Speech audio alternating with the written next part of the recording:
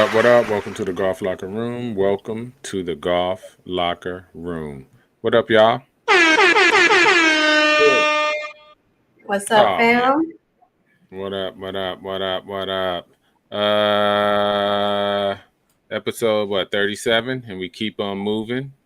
Episode Mm-hmm. 37 That's crazy. and we keep on moving. All right. Let's get right to it. Uh quick news, quick brief news. Who got the first all right. I'll start it off.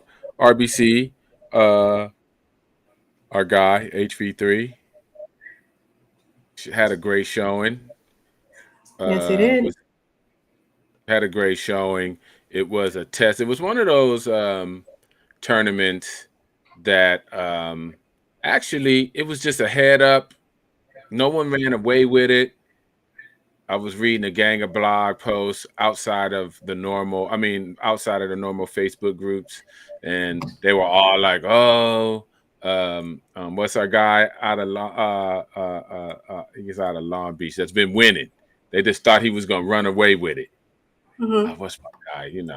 Anyway, he failed my name, but Harold hung in there. A few more putts, he would have got his first win. But a great showing. Um, you know, he's been on tour, what, 10 years now? 12 years? I think he's Okay. 33, 34. So, you know, to keep the card that long is crazy good. I mean, that's crazy good. And he's pushing up on 10 million just in winnings Right, over his Yeah, career. So that's, and he's doing that again better. well, that's a million a year. right. You know, he's a professional. And he didn't grow up on the country club No. Nope. at 3 or at 4. With the club pro at the country club, coming to his backyard, telling him to come on out, let's get our practice on. He didn't get that. Right. Cameron No. Champ didn't get that. Joseph Bramlett didn't get that. You know what I mean? They are just digging it out the dirt, and all three of them are on tour. Tiger Woods did not get that. You know what I mean? And people forget the struggle before the fame. And sometimes the People, struggle doing it now. They're yeah, struggling right people, now. people forget the struggle before the fame, and it's fine. Nothing should be handed to you, and nothing should be given to you.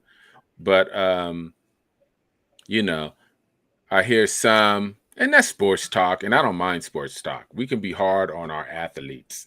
We do it in Right. baseball, we do it in basketball, we do it all over. We can be hard on them, but I just don't want us to forget golf via basketball is a little different because we can all afford a hoop.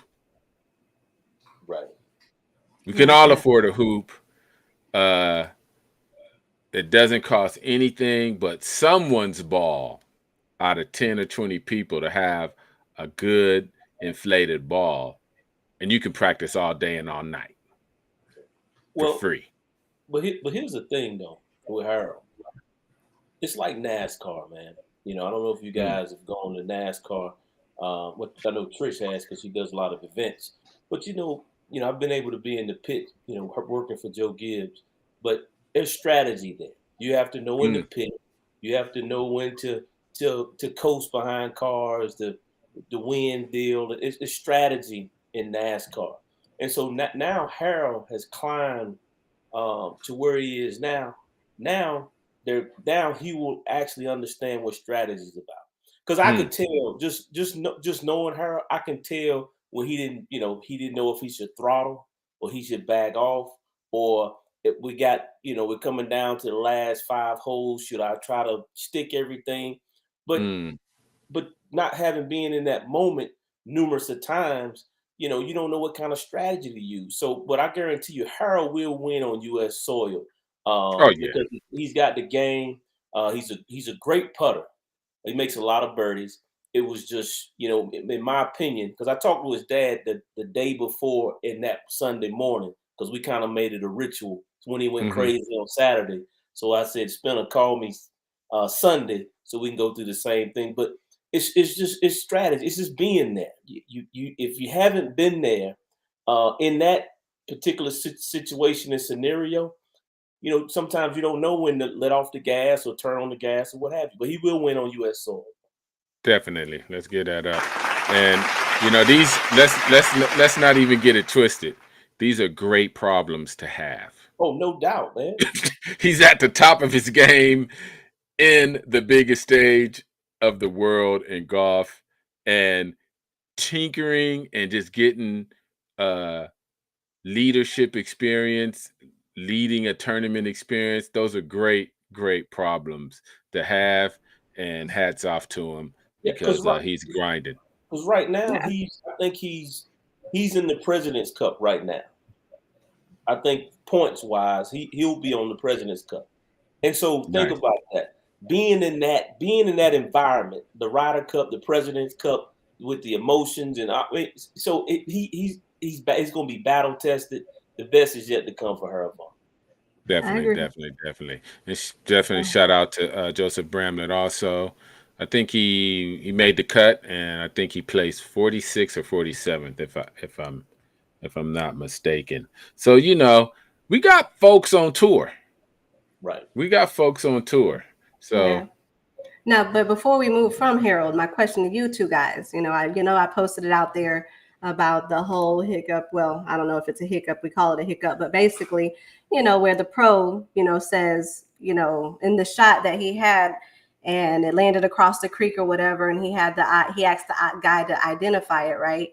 And they say the official took the word of the other gentleman over the pro. So my question to you two guys, I mean, we had a whole bunch of different, feedback going back and forth. What say you in regards to that situation?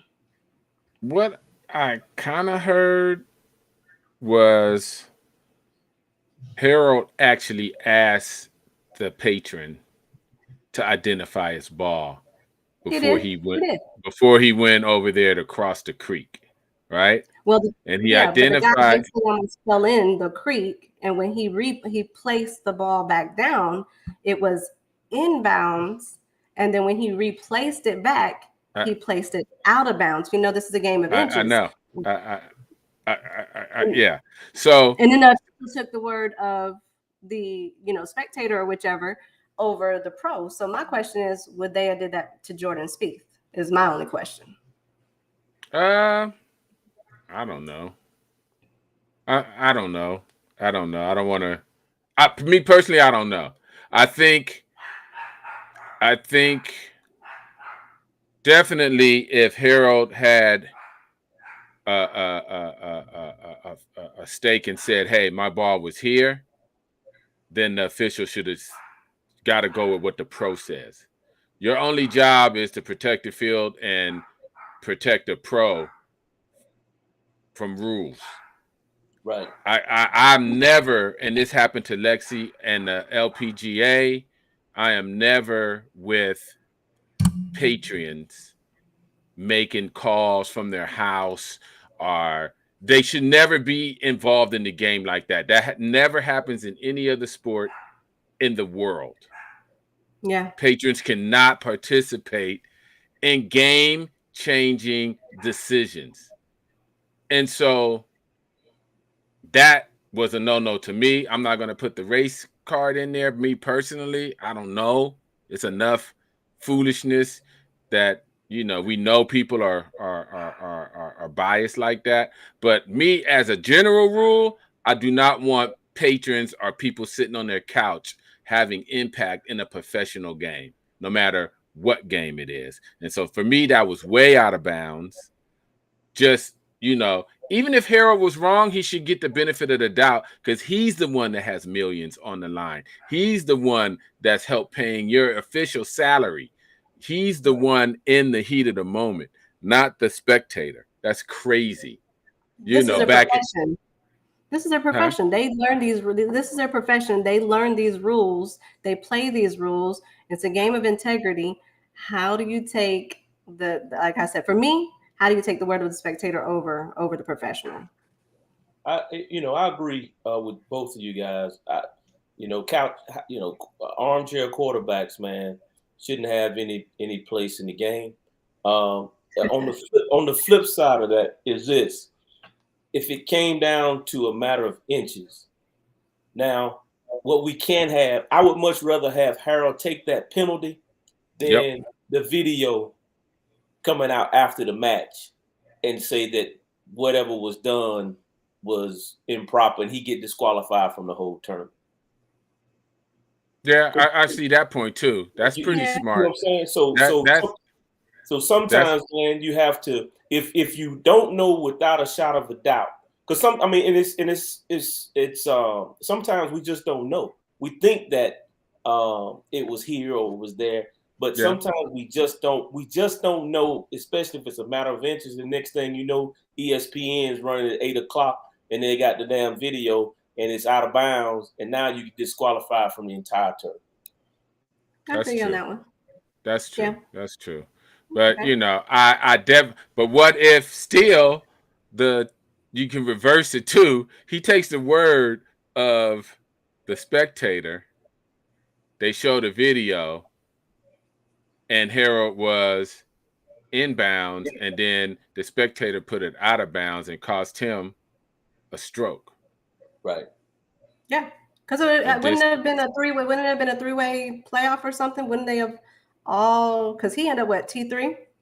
Well, that was, what day was that? Saturday or that was Friday, I believe that happened. Friday. That was Friday. But I mean, in the end, though. Pardon me? Overall, what did Varner end up with? What was it? 14? Was it? What was it? When the leader 14? Yeah, he was out by 2. So it didn't make a difference. And it was Friday. It would have, I don't know if it would, well, I think it helped him because it put fire on him and he shot a 63 that Saturday. That's what really got him going after that call. And he went out and shot lights out. And that's what even propelled him to be in the lead, because he shot a 63. Should he shot a 62 without the penalty? Maybe. But would he have been mad as hell Saturday enough to go out and shoot that 63? I think it all worked out for what it's supposed to work out for. I definitely think it was some meetings had behind closed doors. Oh, no question. And the officials had to sit down, and I'm sure the PGA was like, look, we cannot have this. No, they just always private. Yeah, you know, and I don't even think that was a rule. I think that was just bad judgment on that one official. Ain't no way in hell he should have took a spectator's word. Unless Harold was like, I don't really know.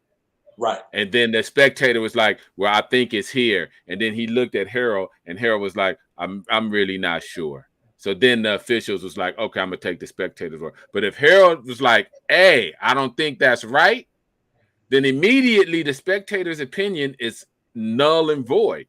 Right. Because Harold has to live with those consequences, whether he made the right call or not the spectator. So all in all, no matter what happened, the spectator should have never, ever had any say, unless both parties agreed that either I don't know and maybe the spectator seen it, or that's my thing. I just don't like spectators having any say in any professional sports whatsoever at all. Yeah. That's crazy.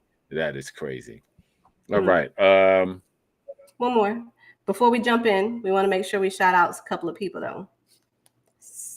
So, we have the Howard University program. We have Gregory Odom.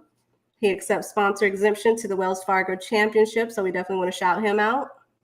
Mm-hmm. And then we also have Miss Kendall Jackson of Howard University. We're looking at the MVP and Rookie of the Year of the Howard University Women's Pro Golf Program. Yeah, so we want to definitely shout her out. Let's get that up. Let's give both of them a hand. Is this the first year Howard has women's golf back, right? Along with the men, right? Mm-hmm. This is the first year they're back. Both programs, right? Mm-hmm. Okay.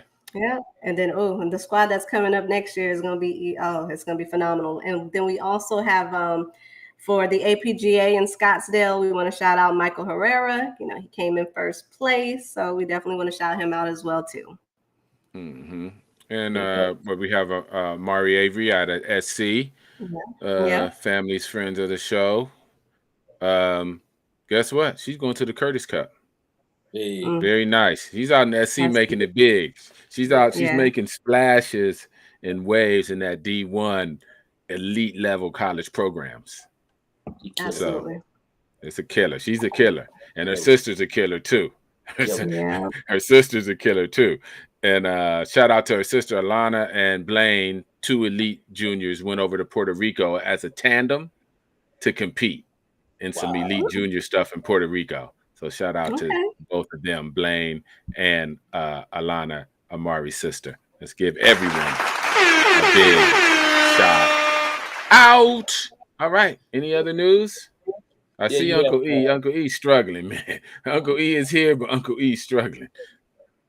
Livingstone College, man. Yes. They actually will be playing the regionals in DC, if I'm not mistaken. The Nationals will be held in Detroit, and they are the number one. Be careful. Ranked number one HBCU Division II. Wow. That's phenomenal. Wow. You've been talking about them. You've been talking about your boys from where are they from again? You've been talking about them. Uganda Killers. There they go. The Uganda Killers. They've been out. You've been talking about them boys from Livingstone. They out there killing it. That is beautiful, man. That is beautiful. Look at that trophy. Look at that CIAA trophy. It's dope. I spoke with Coach Springs also, and those guys they'll come on the show. They didn't want to come on prematurely because he said there's still work to be done, so he didn't want to bring the bread out of the oven when it's half baked, which I totally get. No distraction. Definitely. Let them finish whatever the business they need to finish, and then we'll gladly have them on because it's just a great story, a feel-good story. I got 1,000 questions. How do they start playing golf in Uganda? And how do they get to that college level where they whipping on folks? Right. So it's bad to me, and maybe as bad as we have it here, I still think it's a cakewalk compared to other countries. Yeah. Oh, no doubt, man. When you hear the stories from these guys, if you shed tears, you'll shed them. I mean, it's just unbelievable. Yeah. Talking about digging it out the dirt. I mean, I could see if it was South Africa because they have a rich golf history. So I could see maybe, people sliding in out of South Africa just because they have PGA Tour level courses there and instructors with their history with Gary Player and so forth. And so we never see anyone come out of South Africa for whatever reasons we probably do know. But yeah, exactly. But they out of Africa, they have tour facilities, and the European tour goes there and plays events there.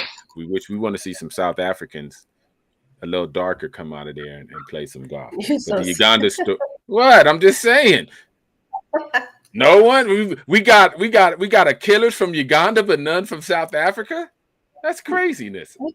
I'm not going to accept that. Yeah, what the resources are. Yeah, I'm not going to accept that. I'm sure there's people in South Africa that want to play, just like out here and just like in Uganda. And South Africa, like I said, is a little different from Uganda as they have a rich history in golf and things. And do they do outreach out there like we're doing out here? We might have to visit that. We might have to visit, make sure our brothers and sisters make that happen. Anything else? Yeah. Okay. Let's bring on our guest, the Colonel. Yes. I'll let you do the intro, Trish, and we're gonna get it going. Oh, so we have Colonel. Look, I'm ready. Hello. Wait, hold on, Trish. We're gonna let you do the intro, and we're gonna get it going. Try that again. So we have Colonel Henry Martin. Henry Martin. Yes, Colonel Henry Martin coming on. He also known as Smokey, aka Smokey. We had him and also Uncle E coming on to the show. Eric Napue, and for those that don't know him as Uncle E, he's everybody's uncle. And so if you don't know him, you got to get to know him. So that's where the technical difficulties was. If we don't get him on this show, we'll get him on the next, or coming up here soon. But we have Colonel Henry Martin coming on, aka Smokey. He has a rich golf history that he's going to share with us, as well as he, now he's a colonel, and how, kind of just everything from what he experienced then led him to where he is now. And so we're going to hear about all that. Sounds good to us. All right, Lieutenant Colonel Martin's in the house. Let's give him another round. Thank you so much for being a part of this show, being a part of this pod. And, again, trailblazers, a life well lived, continuing to live great. And we're just honored to have you on the show. We usually just start out with just tell us a little about yourself and a little bio. Okay, real quick. I'm a Mississippi man displaced in Kansas City, Missouri. With that said, when you were talking about the South Africans and other young men and women trying to get to the professional level, you were making me go back to my past. Remember now, I grew up during the Jim Crow era, so that everybody should know. Until I got into the Army, I had no contact with anybody other than a black person. Wow. And unfortunately, I know where unfortunately or fortunately, but fortunately for me, and when you grow up in that environment, I was always told by everyone in my environment that we were superior. So you need to understand that. And because of that, there was no negativity, and that everybody always told me that you're never going to get any tiebreakers because of the color of your skin. Mm-hmm. So if you finish first, you should know that. And also, my parents told me, and my entire community, the church was my community, that I was in the top 5%. So as long as there was 3 or more people in the room, I was going to be okay. If it got down to 3, I'm in trouble. Okay, but with that said, I was reading the only books we had in the house was the Bible, Word Book Encyclopedia, Seals and Roebuck Catalog, and the Penny's Catalog. Those were the only books we had in the house. There were no other books. And my parents bought the whole foray of Word Book Encyclopedia, and so every year we got the update.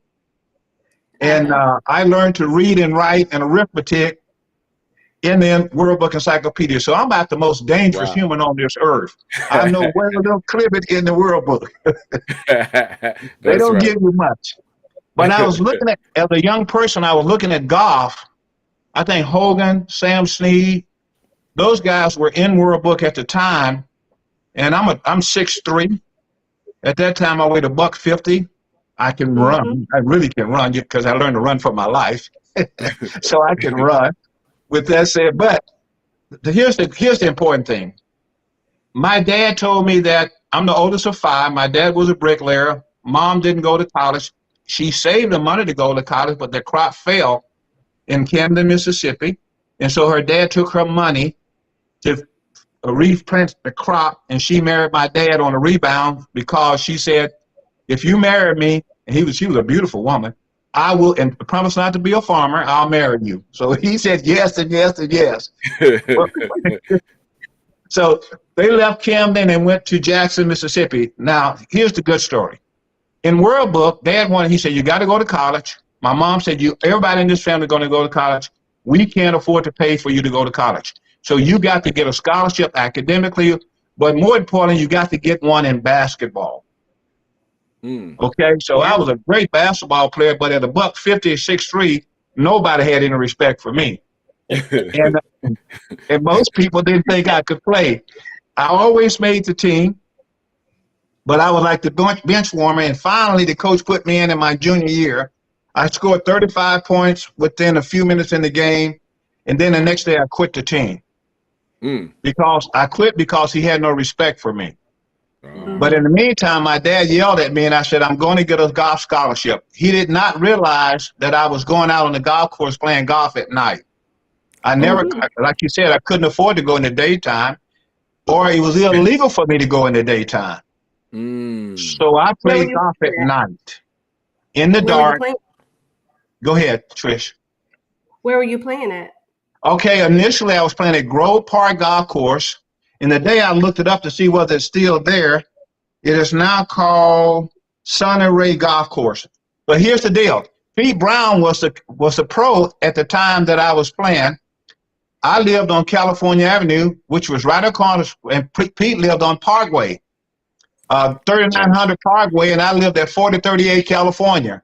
So the back of my house was the back of my yard, kind of married up to the back of Pete's yard. So I would go out at night, play golf. He probably knew I was out there, but when I would make a mistake, I would take my club and hit into the green. And that is a no-no.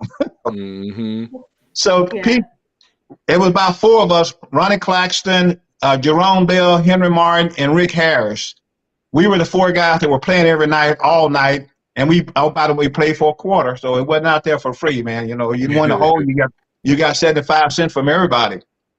But we were putting holes in the green, so Pete came out one night and called all four of us, set us down and promised he was going to call the police on us for coming out on the golf course playing the illegal theft of service. He said, but I'm not going to do that. I want you to come down to the clubhouse tomorrow morning, and we're going to have a talk. So we went down there, and Pete set us down and said, I've been watching you guys. You guys are pretty good golfers, but here's some things you need to learn. I'm going to let you play for free, but you have to repair all the divots on the green every evening. That was our price for paying. But you have unlimited play anytime, as long as you don't interfere with any of the paying golfers. So Grove Park, which is a 9-hole course, it still exists today. It's still there. It was at that time separate but equal. It was a black golf course in Jackson, and municipal golf course was the white public course. And about 69 or 70, we could always play on all the golf courses in Jackson on Mondays. Even at the Country Club of Jackson and the Colonial Country Club where I caddied at, we could play on Mondays.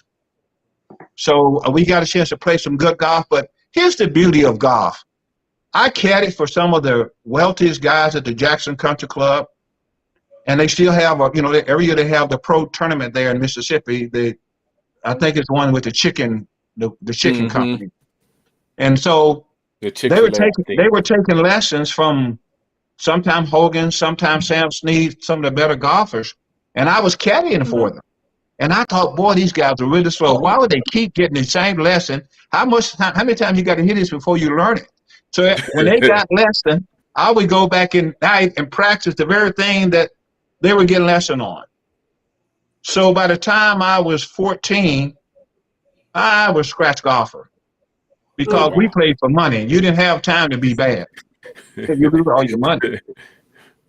But here's the good thing. I got a scholarship to Jackson State in golf and as an athletic trainer. And then, but I didn't take that because I got behind one of those chemical companies, and they were putting chemical on the golf course, and I got an eye infection. So I had to have surgery on the eye to get the infection out. And so I didn't play my freshman year in college. I went to a JUCO. Then the next year I got a scholarship at Wiley College on a full ride scholarship, everything paid for. And Robert Kinney was the coach there. That was the year that Wiley ended their golf program. Oh, wow. So Robert got a full job. He got the coaching job at Arkansas, AM&N at the time, Arkansas A&M College, which is now University of Arkansas Pine Bluff. And he took Aaron Trimble and myself to Arkansas.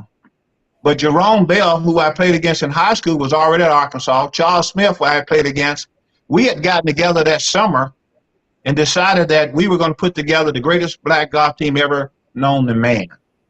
Nice. And that was Jerome Bell, Henry Martin, Rick Harris, Aaron Trimble, and J.J. Johnson. Aaron was from Chicago, Illinois. Charles was from Little Rock, Arkansas. I was from Jackson, Mississippi. By the way, Rick Harris is Pete Brown's nephew. Okay. He was the baddest golfer. I mean, this kid shot 68, 69 like it was just nothing. So our scoring average for our golf team was 74.3. That was our scoring average. Wow. We beat everybody. So I got to Arkansas in 69. That would have been 69, 70. Yeah. I got to 68, 69, 69, 70. I got there in 70 as a junior in college. Rick was just getting out of high school, so we convinced Rick to come up there. Jerome was already there, and that became the catalyst of our team. By the way, Robert Kinney was from Jackson, Mississippi also. So all of us were Mississippian, trying to collectively get a good team together. Now, here's the rest of the story. Arkansas was in the Southwest Athletic Conference. It moved from the Black Athletic Conference to the Arkansas Intercollegiate Conference, which was an all-white conference with Arkansas State in that conference. We won everybody. We even beat Prairie View. We played Jackson State. We played a couple of white schools out in Kirby Country Club. We played everybody because we knew we were that good, and all of us had admirations to go pro. That was our game plan, or to go to work for Wilson, or to go to work for Ben Hogan Golf Company. Those were the big boys at the time. And we played. We won our conference, the Arkansas Athletic Conference. We won the NCAA region, and we were on our way to the national.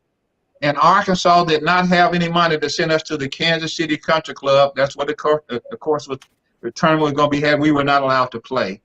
They never told us that. They just, because we offered to pay our own way, and they just said that you're not going. Arkansas State is going to take your place, and that destroyed that destroyed Rick and Jerome and a couple others. The good thing for me, I had lost a match that I should have won to a guy who had 4 golf clubs, and I decided I need to be a good student after that. I probably wasn't going to be a pro golfer. But that is the story. So Pete, I'm a prodigy of Pete Brown. He trained me. He taught me how to behave. That golf is a gentleman's game. Vulgarity wasn't allowed. You got to get your books. You got to be better than everybody else in order to be average. And that has transcended my entire life. I can say this to you that nothing in my life ever occurred without golf. I get drafted in 1967. Because I was in college, I was deferred until 72. The moment that I walked across the stage in 72, they took me into the Army. And when I got there, Vietnam was hot. People were dying all over the place. My commanding officer was a golfer, and he wanted to win the Commander's Trophy. Wow. And I heard him talk about it. I'm a E1, and I'm just a captain. And I said, well, sir, if you want to win, you might want to put me on your team. And they were all white, so he started laughing. He said, boy, you can't play no golf. And I mean, literally, he would have probably used the N-word if he wanted to, but he did say boy. And then the Colonel King, who was my commanding officer,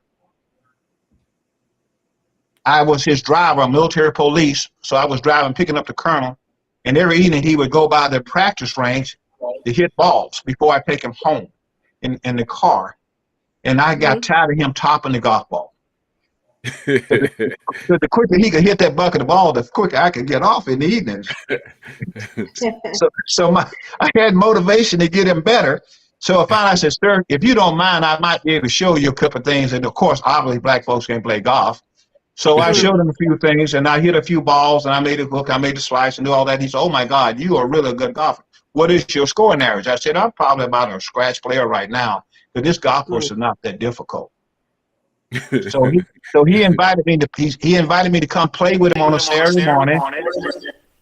And with that said, that got me, and he said, you're going to be my partner. So every Saturday I would play golf with the colonel illegally because enlisted and officers don't supposed to associate, especially in 1960, 1972. Remember now, the civil rights laws were passed, but hell, even today they're not been implemented. So you can imagine what it's like in 74.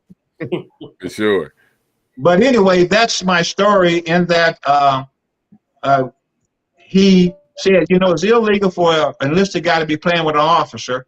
I'm going to send you to Officer OCS. I said, what the hell is that?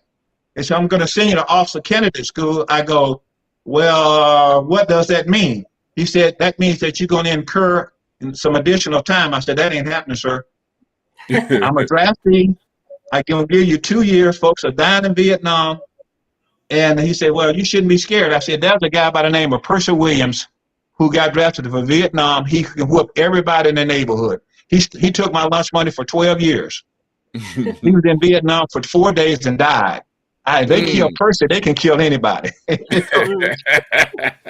got Percy, man. I'm like, go Percy gone. But the long story though, so the colonel finally said, you're going to go to officer candidate school. I said, no, I'm not. Yes, you are. No, I'm not. So he put me on KP every day for a month. Well, I want you to know that was horrible duties. You're cooking, you're cleaning out pots and pans. You're never going to get off. You got to be there at 6 o'clock in the morning to 7, 8 o'clock at night. And he would come by every evening and say, you know, you're about stupid because you see that nice set of golf clubs over there and those nice clothes. If you go to OCS, first of all, you're an E4. You're going to be promoted to E6. You're going to get E6 paid now. He never said that before. That got my attention. More money. Oh, I'm motivated now. So anyway, I went to officer candidate school. I got commissioned. He brought me back to his unit, which was unheard of. And basically, I became his guard partner until he retired. Wow. Let's get into that. Now, here's the good thing. Once he retired, he told a general, Jim Rieger, a one-star general, a colonel getting ready to make 1-star. He told Jim Rieger that I was a great golfer, and Jim Rieger loved golf. And he loved to win. So Rieger put me on his staff as his public affairs officer so that we could play golf. So I played golf all the way through the Army is what I'm trying to tell you. And full ride scholarship. We won the NCAA region, and we didn't get to go to the national, and it just broke our hearts. 2 of my buddies they never got over that. Jerome died about 2 years after he got out of college, got into drugs. Charles Smith is still the pro in Little Rock, Arkansas, at one of the country clubs there. Oh, wow. He runs one of the city country clubs, but he's there. Rick Harris went back to Jackson and he didn't, you know, he just kind of played in golf and bummed around, and he didn't finish college. Charles Smith finished, Aaron Trimble finished, and he just died about a year ago from the coronavirus. He was playing golf in a tournament down in Florida. He caught the virus. I'll stop talking for a moment. Any question for me? You know I can talk. That's all right. It's just amazing that how golf influenced your whole journey since you was a kid all the way up into making colonel. Golf was an intricate part and a big reason why you just really kept excelling and playing at night. Man, that is a fantastic story. Sifford, what you got for us?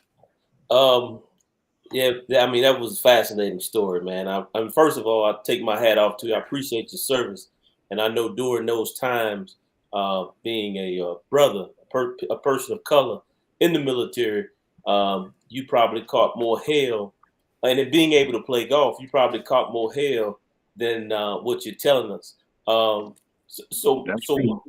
my question to you, being a brother, enlisted, great golf game, what was from some of your brothers? Say again. Say your last part again. What was some of the flack that you got from some of your African American brothers by playing what we call a so-called a white man's game at that time? They asked me had I lost my freaking mind. I'll tell you what they said. they called me. My dad never saw me play a round of golf. Wow. He thought me being in that hot sun in Jackson, Mississippi, day in and day. I played all day, every day. I could have cared less about dating. I could have cared less about eating. I could have cared less about anything. Golf was my life. I played anytime, all day, anywhere. Even today, golf is my life. Okay. If Aretha Franklin or whoever was singing somewhere and I could go play Pebble Beach, they would lose. That's right. If the president of the United States told me that I'll come to the White House and give you $1 million and say, well, you can go and play in the Hawaiian Open, I'm going to the Open. I don't care about That's that. right. That's right. Oh, that's okay. I don't know.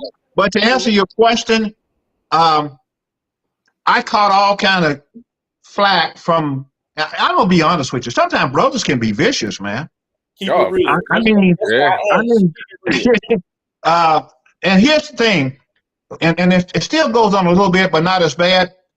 There were a lot of blacks got drafted in Vietnam, and ROTC was pumping black officers out of the HBCUs like it was no tomorrow, because it was mandatory to take ROTC the first 2 years of college. And a lot of guys stayed in that program and they got commissioned officer. But they all got bushwhacked at the rank of captain. They were great lieutenants, second lieutenants, they were great first lieutenants. And when they made captain, all of a sudden their leadership skill got weak, and they didn't get a bad evaluation, because a bad evaluation you can challenge. They got an average evaluation. Well, and they say, well, I'm in good shape. Well, if you get an average evaluation and all your white counterparts are getting excellent evaluation, then your evaluation is an F. And when everybody else got A's. So they were getting bushwhacked, but because I was playing golf, my colonel, the initial colonel, warned me against that. He said, whatever you do, never take an average evaluation. Make sure that your evaluation is number one. And one time as a second lieutenant, I got a bad evaluation for going to the school. Now you love this. For leadership, I got didn't meet requirement. For something else, I got didn't meet requirement, and all the others was not evaluated. But you love this. But I met all the prerequisites for graduating from the military school, which made no sense. So I challenged that. I guess I'm trying to say to you that because of my upbringing, I will challenge anyone if I think I'm right. Yeah. And I mean, if I think I'm right, I don't care what color creed you are. If I think I'm right, my dad told me 3 things. One thing he said, number 1, don't steal. Number 2, do not mess with nobody's money and woman. Don't do that. Leave those things alone. And don't mess with nobody's food, because you're going to get hurt. But he said, but the one thing he told me, trust but verify. I don't care who's talking to you. White, black, yellow, green, pink, purple. If they tell you something, you hear them and you verify. And the first thing they're going to say to you is, why are you checking what I said? The more I verify what you have told me, the greater the trust will occur. Makes sense. But trust but verify. Your kids come tell you something, I got it. But verify anyway. That go for the preacher too, right? Right. Lord have mercy. Look at Uncle E, man. Well, all right. So we got Uncle E, and I'm just gonna let me see. Can we, Uncle E, turn off whatever you're listening to so you can be on the show. Whatever you're doing right now, turn it off. Turn off the volume. I'm not listening to anything. It's too loud. You're echoing. You got okay, a how phone? about that? That's better. How about that, man? Phone? That's perfect. We're getting close. We're getting close. Come on, how about that, Manny? That's perfect on mine. Okay, we're gonna take it. Yep, we're there. Let's go. We are there. Uncle E is in the house. What up, Uncle E? Manny. First of all, I'm gonna tell y'all something. Y'all ever hear about that guy that had a talking dog, and he put a sign in his front yard, talking dog, $10. And a guy got real curious, saw the advertisement. He went down there and said, man, you say you got a talking dog? He said, yeah, he around back. He said, can I go talk to him? He said, yeah, go on back there and talk to him. So he goes around back, dog laying on the old porch back there, and he says, I hear you can talk. Dog said, yeah, I can talk. He said, man, a dog that can talk, what's your story? He said, well, when I was a pup, I was real smart. And they sent me to training and trained me on drugs. They trained me on bombs. They trained me on everything. They put me over there in the war and bombs going off everything. I just lost myself over there. I couldn't stand it. They finally brought me on back, put me on this porch. So he says, all right, man, all right, I got it. Just don't cry. Dog started crying. He went back around front. He says, man, you got a dog back there that can talk. You sold him for $10. He said, yeah, he's a liar. He didn't do none of that stuff.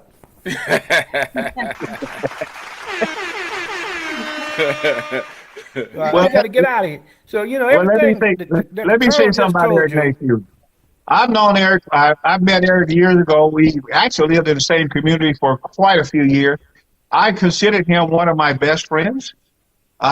He is probably one of the premier club makers in this country. I know folks don't know that, but if you want a set of golf clubs, perfect. I'll give you an example. I just bought a set of PXGs. I got them in here. I took them down to Florida. Before I took them down there, I took them over to Eric's. I said, Eric, I need you look at these clubs because something ain't right about them. And he put them and did his thing, and they were all out of calibration. I mean, they were off. The 9-iron, the 5-iron was a 4-iron, the 7-iron was an 8-iron. I mean, the lock and line angle was all over the place. Well, they were so bad, I played about 3 rounds with them, and I sold them. So I'm not impressed with PXGs. I mean, I hope they don't beat me up, but they really need to worry about the quality of the clubs are great. It's just that their lock and line angles and stuff are way off. They just horrible. And I also bought the PXG driver. I sold that too. So okay, but play one round with them, I'm done. What I'm trying to tell y'all is this. Henry Martin, you just need to sit back for a minute, give up your microphone, and let me tell him the truth. Everything Henry Martin, Smokey, the big Colonel, I call him Colonel Smokey, y'all been telling y'all is not the truth. He didn't do none of that stuff he said. He's not from Jackson, Mississippi. I think he's from Tupelo, somewhere down the road somewhere. But, you know, he's tried a lot and he's done a lot, but I give him credit. Yeah, he's done all that. He really has. That's my battle buddy. He called me his battle buddy. That's my battle buddy. Colonel been around for, what, 72 years? Yep. I'm working on 70 in August. He's been around a lot of things. He's done a lot of things. His story is different than mine. I grew up in the Midwest. I grew up in Topeka, Kansas, home of Brown versus Board of Education, desegregation of the school systems. And that's what we talk about all the time. He saw nothing but black people down there. I saw a bunch of scandalous white people most of my life around here that tried to work things. They wouldn't call you the N-word to your face. They would just work the paperwork behind the scene. The next thing you wouldn't have nothing and you're not going to do nothing. Okay, they were sneaky with all of it. But we went through our days of the civil rights issues and equality and inclusiveness and all that stuff. I transferred that into my former corporation. I was with the AT&T system, if you want to call that, for 30 years. I was a lead technician for them, but they furloughed me on a few occasions to come and start the employee marketing program, to train people on how to be better, train the trainers, all this other company stuff. They said, well, this cat's pretty sharp. And that's come from my parents. We didn't have anything. We couldn't rub 2 nickels together when we was young. But we made it by using wisdom, strength, and the ability to overcome any situation. Mm-hmm. So that's why, once again, Henry Martin, the Colonel, and we share a kinship because neither one of us play. Okay, when it comes to getting the work done, like I got this saying, what you gonna do when the talking part's over? You got to put it on the tee and hit it. Okay, you can talk all day long, but good enough isn't. You got to plan out things intelligently, and you got to work your plan. You don't play with it. You don't cry about it. You don't fall out. So when I transfer all this to my life and the things that I do to allow me to become a master club professional, which I am, I didn't give myself that title. I achieved that title through the education, through the experience, through situations where, once again, I was the only. So I'm not a threat to the club making society, so they let me in because they don't think I know anything. They don't think I'm gonna do anything, and I suck up all the knowledge and transfer it. That's when I tell most of y'all that have been around me, I'm here to serve. I'm here to transfer that stuff because it's a multi-billion-dollar golf business out there, multi-billion dollars. And they don't mind taking your dollars. Okay, most people on the broadcast here are probably thousandaires and not millionaires. So they wouldn't mind having some of those thousands, and they'll transfer those into millions and millions. And I know how it works, so I'm going to transfer it back. That's why everybody's family, all y'all my nieces and nephews, until you prove yourself unworthy. Then I got to cut you. Okay. Hey, here's the thing that's going on in golf right now, which scares the dickens out of me. They're about to price a lot of folks out of golf. Yeah. Golf have gone stone crazy when a set of golf clubs. I was looking at PXG's came out with their Gen 5s, and they want $365 a club. 365 a club. Now, when I was growing up, you got the 2 through the pitching wedge for a set. Then you got the 3 through the pitching wedge for a set. Now you're down to 5 through the pitching wedge for a set. But the price, the average price of a set of golf club 5 through pitching wedge, that's not counting the same wedge or approach wedge. You're now talking $1,500 to $2,000 for a set of golf clubs. Easy. And guess what? And Uncle E he taught me this. I don't care who sends you a set of golf clubs. I don't care how much you pay for them. You better take them to a club fitter to make sure that they are correct, based on their specs that the company built. Because I'm telling you right now, I'm yet to pull a set of golf clubs off the shelf and I buy all the new clubs because I want to see what they're about. I buy them and try them and I get rid of them, just like I did the PXG. But they're all off. They're off. So you pay $3,000 for a set of golf clubs. You got a good golf game. You don't know why you're hooking it, or you don't know why you're pushing it. And because it can't be the golf clubs, you done paid $3,000 for them. I'm telling you, they are all off. Tyler's, Callaway's, Hogan's, they are all off based on their own freaking specs. I think so. I think because they probably just want everyone to get fitted.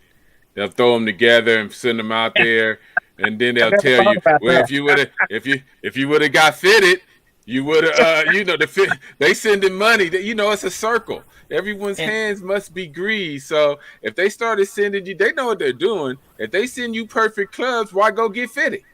Right. That's correct. Let's see. I'm trying to be an honest person. I never thought about that. I guess I'm back to my daddy. My daddy's other words: always follow the money. You follow the money, you come up with the answer. Always follow the money. Always follow the money. Yes, sir.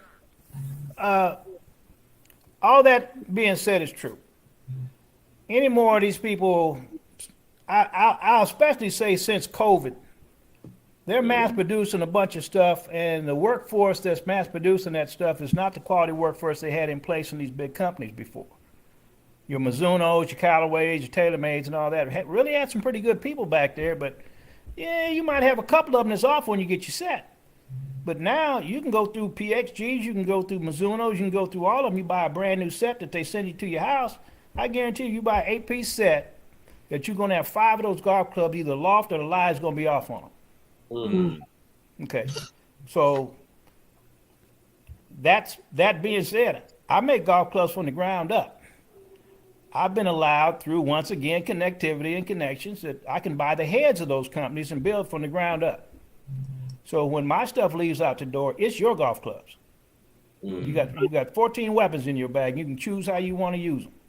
If you miss a shot, you missed a shot. Right. Can't blame it on the bag. Okay? Because I've seen some people get really mad. I'm sitting there looking at my Well, beautiful niece. well, Tricia, hey, sitting let me right say there. this. And this is what we have to do. Hey, You know, Chris. right now, a lot of the HBCUs are bringing back golf. I hope they maintain it. And I hope they give these kids scholarships. I know they're going to get partials. But the Oklahoma States and the Oklahoma University, University of Texas, Houston, those guys get full rides. And they fly in airplanes and they go on the best golf courses. So what we have to do, and I heard you earlier on your podcast earlier, you were talking about the young ladies that went to Puerto Rico. We got to make sure that these kids, these young, especially young Afro-American kids or minority kids, period, we got to make sure that they get on the good golf courses. Because what happens, a lot of good golfers like me play Grove Park or the municipal golf course, and we think, man, we all that in a bag of cookies. But unfortunately, you get to the PGA courses like the one that Varner was playing on this past weekend, and I agree with your earlier statement. He was trying to just make sure that he didn't let his game get away from him. Yeah. I thought he did a pretty good job of course management. He wasn't really over aggressive because that was about a $330,000 part payday for him. Now here's the rest of the story. Had he not lost that one stroke, he would have came in second, not tied for third.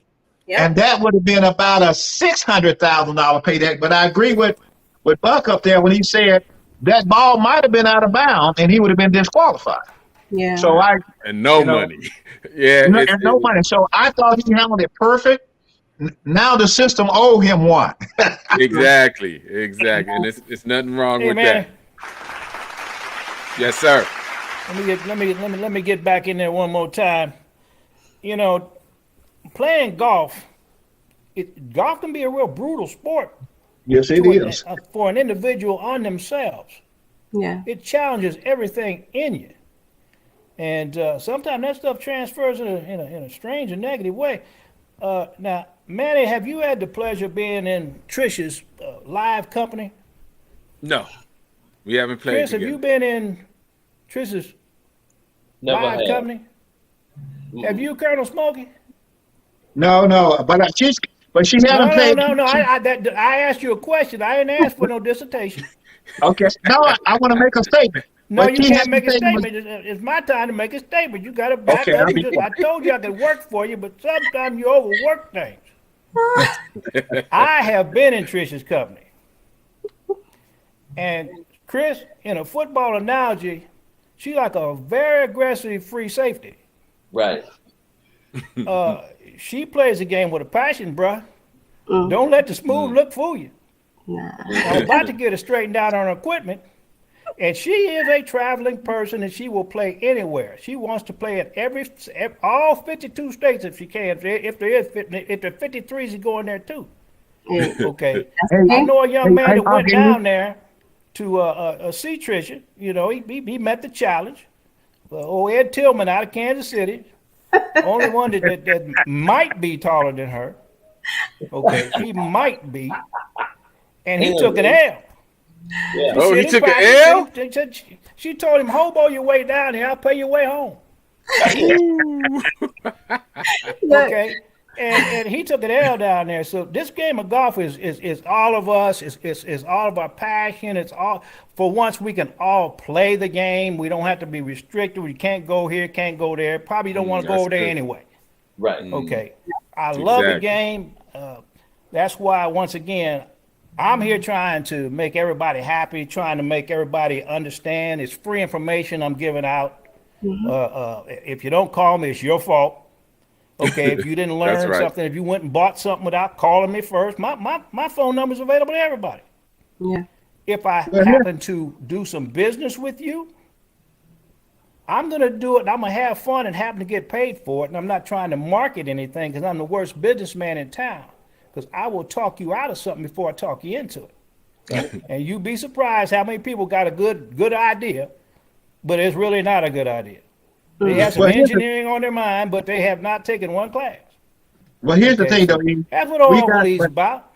And I hope to get a chance to put my face in your face, Manny, in your face, Chris. I'm not going to put my face in Tricia's face till she give me a pair of them socks. Uh-oh. Y'all don't know about the socks. We on them socks again. But here's the deal though, Eric. Well, you got these young kids out here. We right now everybody's ginning up, and podcasts like this have done a real good job of getting minority kids excited about golf. You know, of course, the First Tee program have helped. So here's what we have to do. Once we identify, by the way, Tricia, I followed you on the Facebook. You got all kinds of stuff out there, girl. I want you to know that. I did my homework on you. I go, oh my God, this girl can play. But anyway, and that don't take girl is my word for grown folks, okay? Yeah. When you say, that's my operation definition for people. I normally call you something else. But anyway, the point that I want to make is this: we got to make sure that we see these really super young ladies. We got to make sure that they get on all the good golf courses, and we got to make sure that the Uncle Eds of the world tune up their golf clubs. Because remember, a pro golf clubs get tuned up after every round.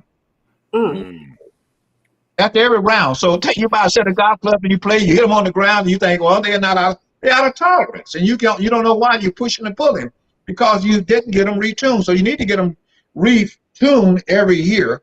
And if you're playing a lot, you might want to do a little often than that. Uncle E. Yeah. So I know you helped me, and like you said, if you call Uncle E, he's gonna give you what you want to hear. He's not gonna give you what you want to hear. He's gonna give you what you need to hear.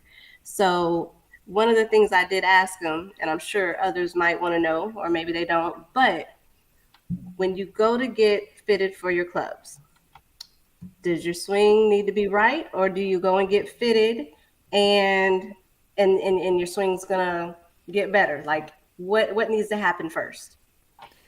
You need to have a good starting point. You have to have something that's at least reasonable to get started. A set of golf clubs off the rack are made for a guy 5'10", 165 pounds. That's called a standardized length, the standardized loft and lie, swing weight, these different kind of things. And that guy doesn't exist all the time. No. I mean, you got Colonel Martin there. He's standing there 6'2", 6'3". I'm down here in the 5'6" range. We can't go to the rack and buy anything that's going to work very well unless somebody massages it, changes it, lengthens it, shortens it, reweights it. But you have to have a good starting point. You don't have to go out and buy the most expensive golf clubs in the world. But when you have dimensions that are different, and you should have a set that has been changed to give you a chance to hit the golf ball correctly. Yes, you're going to need to work on your swing. Your consistent swing, and it doesn't have to be a great standardized swing. Lee Trevino, he threw his golf club out to the right and brought it back across his body and won a whole lot of money with it. Sergio, he takes his golf club straight up in the air and pulls it down like a chain and rolls with it and made a whole lot of money with that.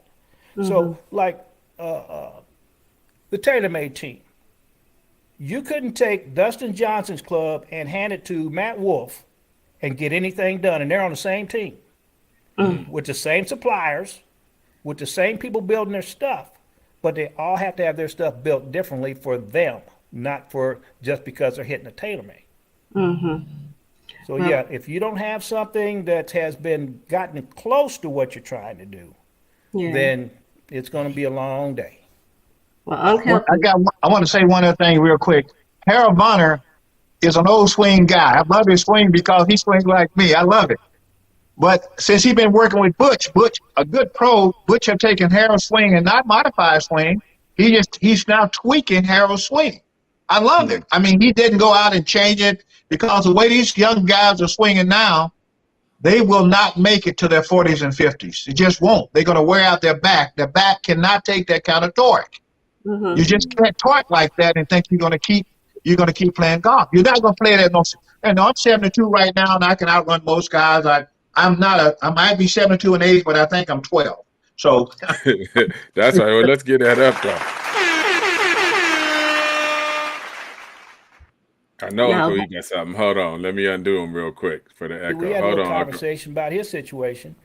The marketing department in these big companies now, they have to have something they have to do different every year. And the only thing they seem to be able to do now is to make golf clubs longer and longer and longer.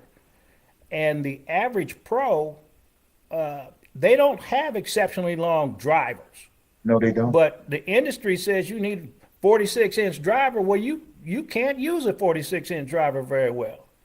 And Chris and I had that conversation because he had bought a new driver and he had put a custom shaft in it, but didn't realize that Chris is a 45-inch guy. He grew up on 45-inch golf clubs, and that golf club was probably somewhere around 46 inches. So it's giving him issues of blocking the golf ball to the right because the technology, it wasn't Chris's swing. Technology wasn't for Chris. As soon as Chris got that thing whacked down and got it reweighted, all of a sudden, he's got a tax problem because he's making so much money down there in Carolina. Okay.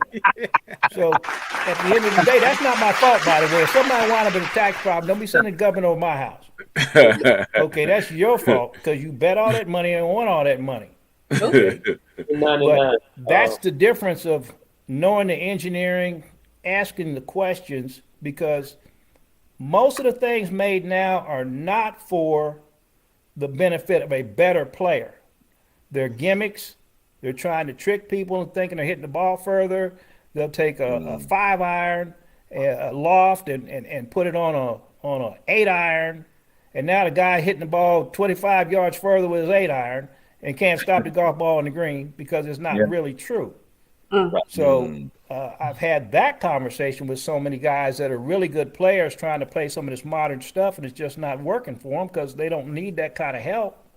And that's just the understanding of what I know and what they should know. And I educate as I go. I just don't do things and not tell anybody what I did to their clubs. They should know that because they travel. If they go to playing league golf, or they go to playing pro golf, I always tell them to write down, or I'll print out a spec sheet on what I did and send it with them in case they break down somewhere, that they can go to a good professional there and have a club. If they broke a shaft, they can have that shaft replaced by these specs right here instead of guessing what's good for this guy.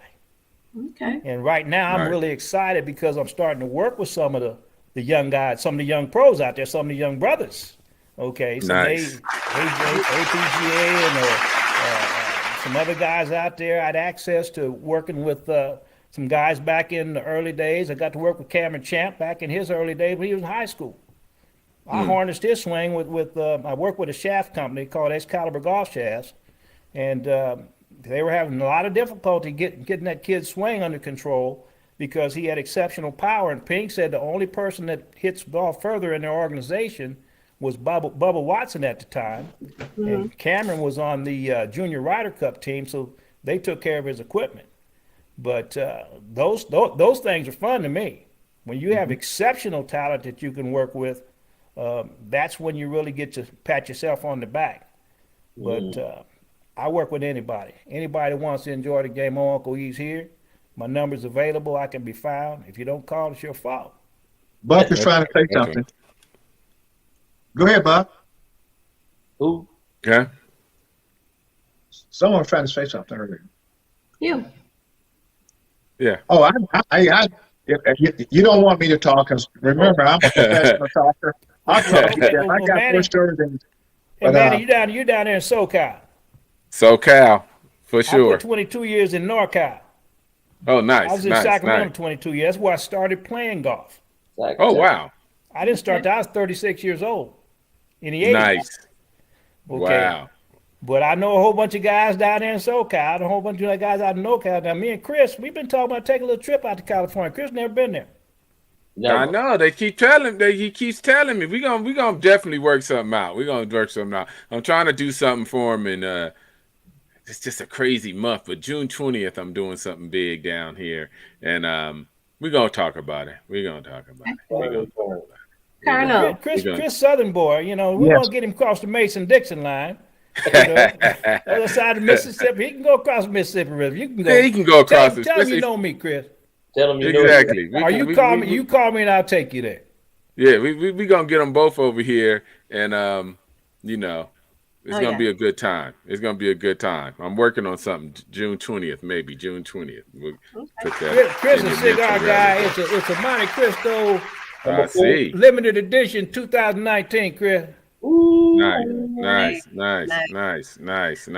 I like it. You don't make Uncle E though, but don't make me come down here or over here to my humidors and start pulling out stuff. That we don't want to play that game. Tell him, Chris. Now hold on. You don't want to fool you off. You don't want to fool around now. Hold on. Hey, Uncle, you a bad dude. Colonel. Yes. Aside from the obvious, go ahead and tell the folks how you got the nickname Smokey and what happened with that. They done ran out of these. Real quick, I was in a Kirby golf course in Shreveport, Louisiana. Had one there. We played Grambling, we played Texas Southern, Alcorn was there, Tennessee State was there, and we won the tournament. And because we won the tournament, our coach said we could go to the concert. Smokey was playing in town. I'm on the front row yelling and screaming, all excited. And he looked down. He kept looking down, and finally he said, "There's a guy down there that looks just like me." And he pulled me up on the stage and said, "You guys can be brothers." So that's how I got the name Smokey. This just stuck. It's been that way. Also, I can smoke the golf ball, still can. And here's the other one. When I got my second lieutenantship, they put me with the Martyrs. I was on tanks, 6-foot guy in the tank. That's not a good thing. But anyway, I had to pop smoke when they did the retreat. So my job was to fill the battlefield with smoke so the Army could retreat off the battlefield without getting shot at. Okay. So that's how. So Smokey Robinson kind of gave me my nickname, and it just stuck. Ooh. It's a beautiful name. It's a beautiful nickname. I know Uncle E had told me about that, so definitely wanted the folks to hear about it. Right. Well, y'all pull out much. Go ahead. Nice. Okay, I love them. Hey, we on. I want you all to know those cigars is not good for your health. You need it. It's better Manny. I like them. Let's get that up. I like them. I'm a cigar junkie. I got over 1,000. Yes, sir. Dominic Wilkins said to tell you hello. There's a cigar right there. That's right. I love it. Hey, Chris, tell him what I sent you. Hey, Uncle E, I ain't gonna tell him. I'm gonna show him. That's right. Hey, Chicago Bear is all I'll say. I'm gonna show him. Nice. All right. We'll bring it out. We done talked about history. We done talked about Club Shaft. Right now, we're gonna do parting words. That's what we gonna do. Colonel, you go first. Say whatever you want to say, because we just love listening to you. Then we're gonna get to Uncle E. Well, I will say what I used to always tell my troops when I left the battlefield, and I'll put it to you like this: tell me not in mournful numbers. Life is but an empty dream. For the soul that dead that slumbers, and things are not what they seem. Life is real, life is honest, and the grave is not its goal. Dust thou art, to dust returneth was not spoken of the soul. Not enjoyable, not sorrow in our destiny ends of ways, but to act that each tomorrow find you further than today. Be all up and doing, have a heart for any faith, still achieving, still pursuing, learn to label and to wait. Let's get that up. Because, we're just so honored to have legends and men of substance that will be archived on YouTube. Well, after we're gone, people will be watching this and listening to your words. Uncle E, give us some parting words this time, because we're going to have both of y'all back. But give us some parting words for this round, because there's going to be more rounds coming. Okay, well, the same thing that can make you laugh can make you cry. Mm-hmm. The same thing put a smile on your face can put a tear in your eye. Okay? You can't make a racehorse out of a jackass. Okay? That's right. And Manny, how tall are you? I'm 6 feet. You know what's worse than seeing a man cry? What? Seeing a big man cry. But I witnessed it. I've seen it. It's pitiful, rolling around the floor in the locker room, crying and stuff. But we all different sizes and shapes in this world. We all need one another. When we go to hugging and stuff, we just get in a big old circle. It don't matter how big or small you are. We got plenty of love, and that's what we need to share. May the good Lord take a liking to you, and that's about all I got to say. All right, let's get that up. And that's one of the pleasures that we all get by doing this podcast and having a platform. We get to dig deep and get this nuggets of knowledge from the good colonel, from the good uncle. Where you gonna find it anymore? This is the last of the dying breed. Grab on to them, hold on to them, listen to them, and enjoy them and get some learning done. Because, we don't know when we're going to have more of the good colonel or more of the good uncle. All right, Trish, Sif, then Trish. Hey, Mr. Martin, it's been a pleasure, Colonel. Thank you, sir. And I'm jealous that you've had Uncle E in your possession longer than we have. The thing is I've talked to Uncle E on numerous occasions, man. I call him, he calls me. He has a wealth of knowledge when it comes to music. He got a super musical catalog. Just history is all around him. I mean, the guy has a wealth of knowledge. And if people would really sit and listen instead of talking, we talk all the time, especially you see in these golf groups or what have you, everybody talks about what they know about clubs and you need this, you need that.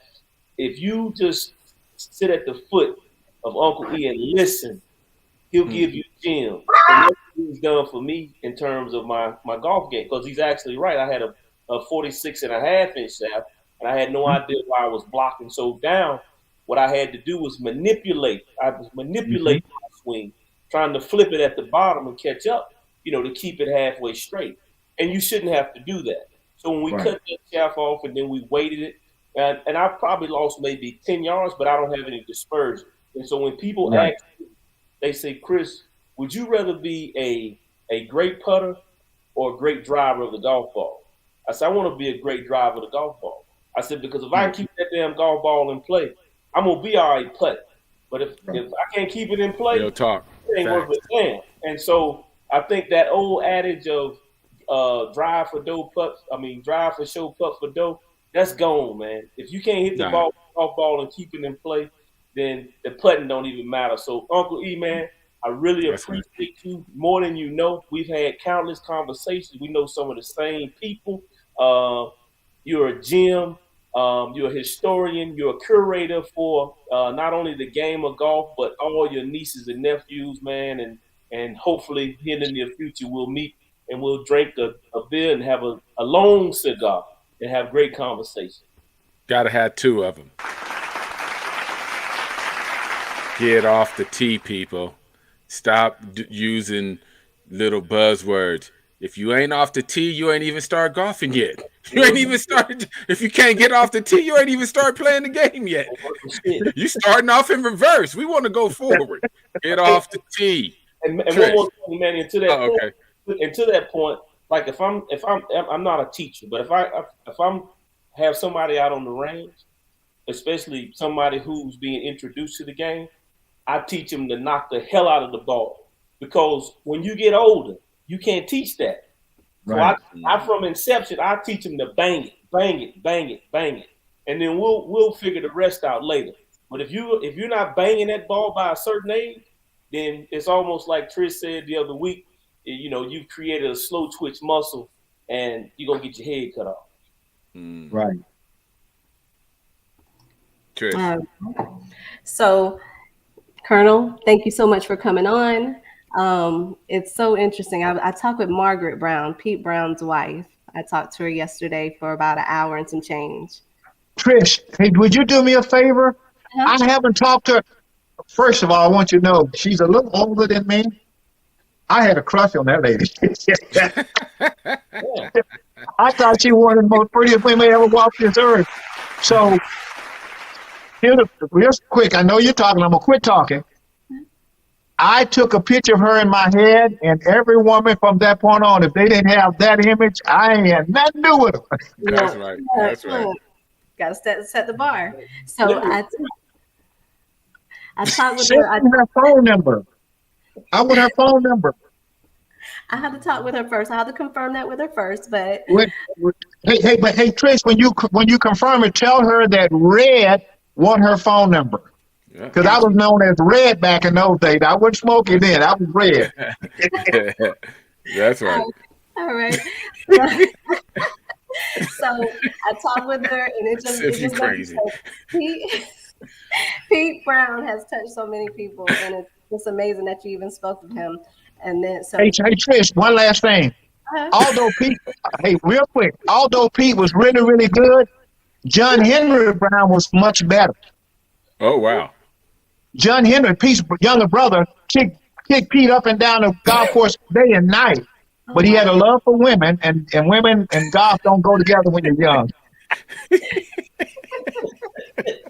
Watch out for the women.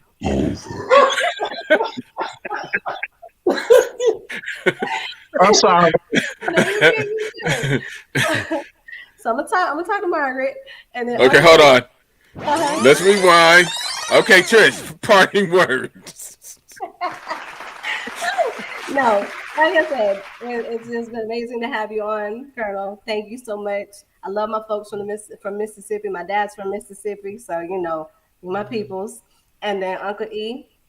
So you've done helped me, and you done so you know what you done now. So Ed is coming to this Myrtle Beach event that we have at the end of May, and so you done caused a problem because you done taught him. He's around here doing Rocky Balboa stuff. He's out here training. He's on the simulator. He's on the course. I'm gonna put that work on him. I'm gonna let you know now.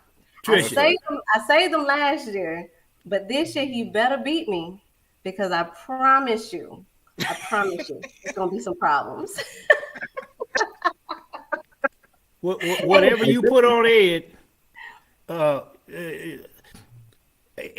he ain't the same. He ain't the same. He used to sit down in the low 70s. That boy ain't been outside the 80s in a long time. I mean, he ain't the same, Trish. You just did whatever you did, you did. I still get 3 strokes. I get 3 strokes aside, so it's all good. I don't want to send them back to you crying. We were talking about big men crying. I don't want to do that to. I don't want to do that to you, but we'll see what happens after May. What's that? That's a lot of strokes. 3 strokes aside now. That's what I need. I'm an amateur. Hey, Okay.